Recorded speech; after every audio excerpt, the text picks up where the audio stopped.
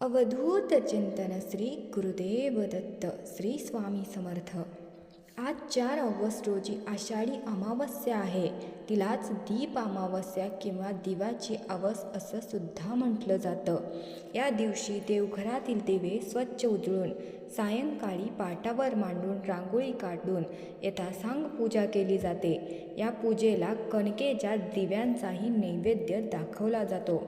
तसंच करणे हे पारंपरिक आहे। परंतु अनेकांना प्रश्न पडतो की हा दिवा दीप पूजेसाठी असतो की पितरांच्या पूजेसाठी। त्यामागील शास्त्र जाणून घेऊया। अमावस्या स्थितीला पितरांचे स्मरण करून त्यांना नैवेद्य दाखवला जातो।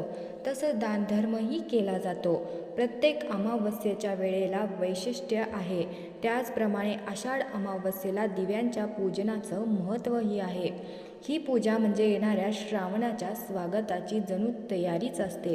अशा उत्सव प्रसंगी कणकेचा दिवा ज्वारीचा किंवा करून तो दक्षिण दिशेला लावला जातो। हा दिवा दीपपूजा आणि पितरांची पूजा असं दोन्ही हेतू साध्य करतो। दीप अमावस्यानिमित्त या दिव्याची पूजा करून तो दक्षिण दिशेला ठेवल्यामुळे या दिवशी यमसदनी जाणाऱ्या पितरांना प्रकाशाची वाट दर्शवली जाते। तसेच किडा मुंगींच्या रूपाने दिव्यापाशी गोळा होणारे जीव ते कणिक खाऊन तृप्त होतात। हे अप्रत्यक्ष अन्नदानाचे स्वरूप आहे। जर तुम्ही आज दक्षिण दिशेला दिवा लावला तर 100 पिढ्यांचा पितृदोष नष्ट होतो।